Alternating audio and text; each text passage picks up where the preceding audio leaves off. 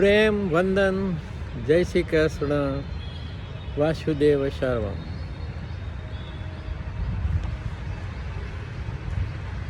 મિત્રો, આજની રચના થોડી અનોખી છે. મારી દ્રષ્ટિએ જીવનની પર લઈ જતા જેટલા પણ આધ્યાત્મિક માર્ગો છે એનું ઉગમ બિંદુ કે પ્રસ્થાન બિંદુ તો મા ગીતા જ છે. ગીતાનો ગહન અભ્યાસ આપણને બધા જ માર્ગો કરતાં ઉચ્ચતર મૂળ કેન્દ્ર તરફ લઈ જાય છે. કોઈ મહાન માણસના મરણ ઉપર આપણે સામાન્ય રીતે શોક જતાવતા હોઈએ છીએ. ગીતાના બીજા જ અધ્યાયમાં જ્યારે અર્જુન ભગવાનને કહે છે કે હે પ્રભુ, મારું કલ્યાણ થાય એવો રસ્તો બતાવો, માર્ગ બતાવો. એની શરૂઆતમાં ભગવાન જ્ઞાન માર્ગથી શરૂ કરે છે અને અર્જુનને એ સમજાવવા પ્રયત્ન કરે છે કે તું આ દેહ નથી, તું એમાં રહેલો દેહી છો.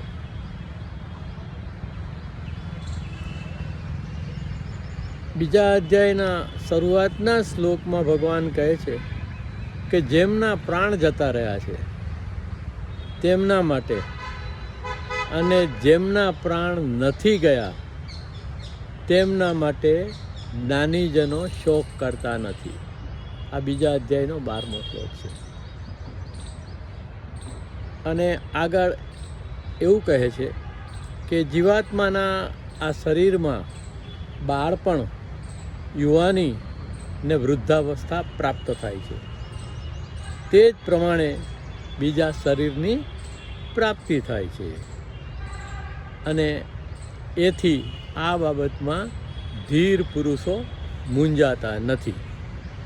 આ ત્યાર પછીના 13મા અધ્યાયમાં જ પ્રભુ આવી વાત કરે છે. એક એવી પણ વાત કરે છે કે અસત પદાર્થની સત્તા નથી અને સતનો અભાવ નથી. સઘળા શરીરો નાશવંત છે. આત્મા જ અજ નિત્ય શાશ્વતોયમ પુરાણો ન હન્યતે હન્યમાને શરીરે છે. ત્યાર પછી ગીતાના 19 થી 30 શ્લોક ભગવાને આત્માનું અનુપમ વર્ણન કર્યું છે. જાગવા માટે મારા અધ્યાત્મની શરૂઆત મેં ગીતાના એ બીજા અધ્યાયના 19 થી 30 શ્લોકથી કરી હતી. તો હું શરીર નથી, શરીર મારું નથી. હું આ દેહમાં દેહી છું એવો ભાવ ગઠન કરવો એ ખૂબ જરૂરી અને મુક્ત થવા માટે બહુ મહત્વનું છે. યએનં વેતિ હંતારં યશ્વેનં મન્યતે હતં ઉભો તૌ ન વિજાનીતો નાયં હંતિ ન હન્યતે ન જાયતે મ્રિયતે વા કદાચિ નાયં ભૂત્વા ભવિતવાન ભૂય અજો નિત્યો શાશ્વતોયમ પુરાણો ન હન્યતે હન્યમાને શરીરે વેદા વિનાશિનમ નિત્યમ યએનમ અજમં વ્યયમ કથમ સ પુરુષઃ પાર્થ કમ ધાતયતિ હંતિકમ વાસાંસि જીર્ણાનિ યથા વિહાય નવાની ગૃણાતિ નરોપરાણી તથા શરીરાણી વિહાય જીર્ણાન અન્યાનિ સંયાતિ નવાની દેહી નૈનં છિંદન્તિ શસ્ત્રાણી નૈનં દહતિ પાવક ન ચૈનં ક્લેદયન્તાપો ન શોષયતિ મારુત अच्छेद्योऽयम् अदायोऽयम् अकलेदशोष्य एव च नित्य सर्वगतस्थाणु अचलोऽयं सनातन अव्यक्तोऽयम् अचिन्त्योऽयम् अविकार्योऽयमुच्यते तस्मादेवं विदित्वेनं નાનુશોચિતુમર્હસી.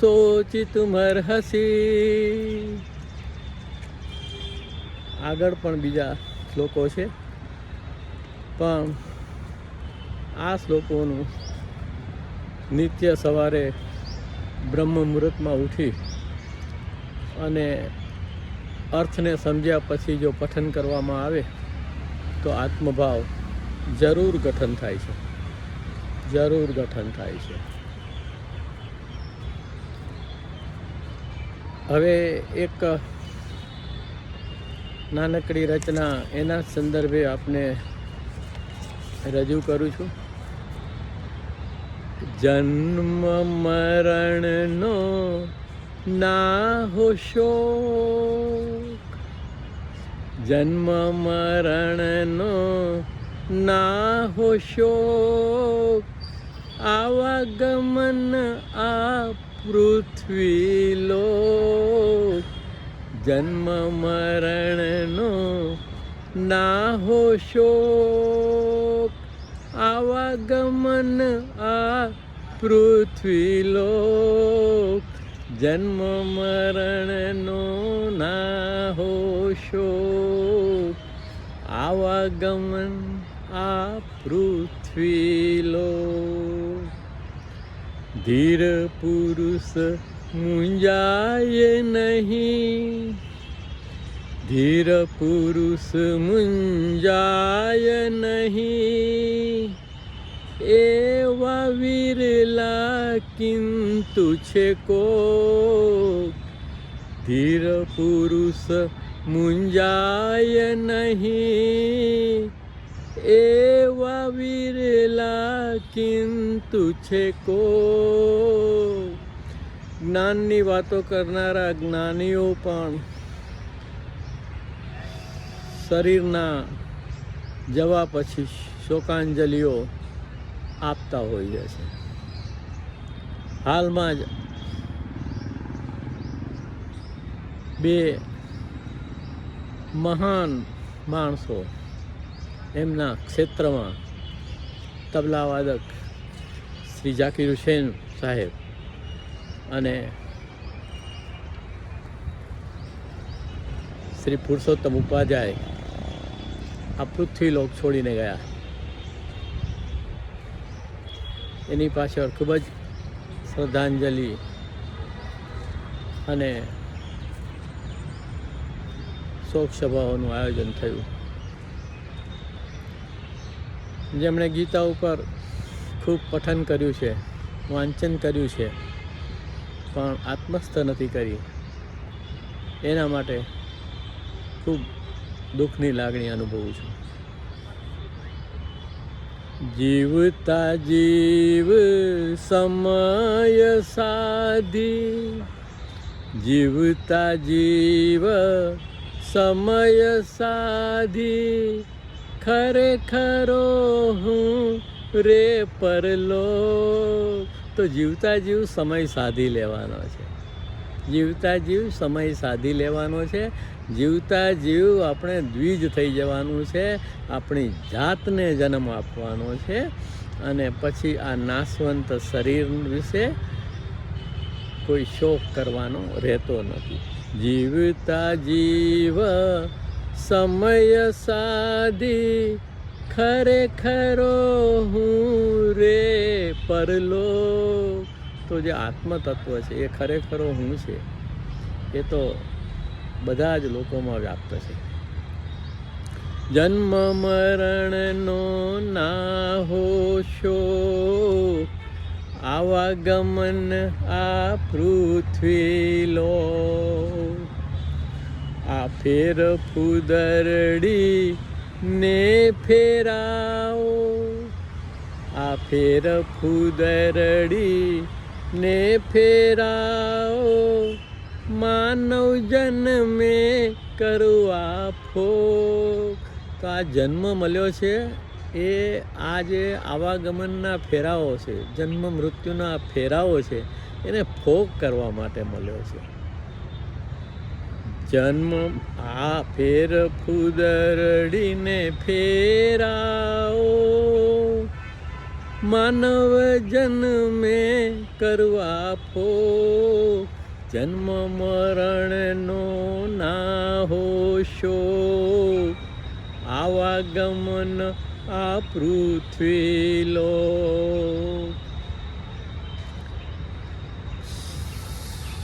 આગળ યોગારૂઢ થવા માટે જે કાયા મસ્તક ડોક સીધા રાખવાની ગીતામાં વાત છે એના સંદર્ભે છે કે સીધી હો કાયા મસ્તક ડોક, સીધા હો કાયા મસ્તક ડોક. યોગારૂઢ આગળ એમ છે યોગારૂઢ થવાને આત્મન, યોગારૂઢ થવાને આત્મન. સીધા હો કાયા મસ્તક ડોક, યોગારૂઢ થવાને આત્મન. સીધા હો કાયા મસ્તક ડોક. જન્મ મરણનો ના હોશો, આવાગમન આ પૃથ્વી લો.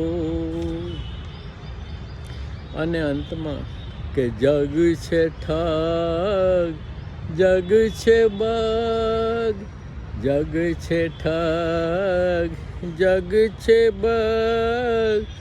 જન્મ મરણના ના હોશો, જગ છે ઠગ, જગ છે બગ. જન્મ મરણના ના હોશો, જન્મ મરણના ના હોશો. આવાગમન આ પૃથ્વી લો.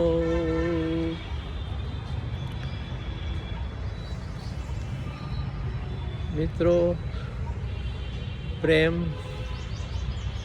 વંદન, જય શ્રી કૃષ્ણ, વાસુદેવ સર્વમ. આપને આ જોડકણાઓ ગમતા હોય તો મિત્રોને શેર કરવા નમ્ર વિનંતી.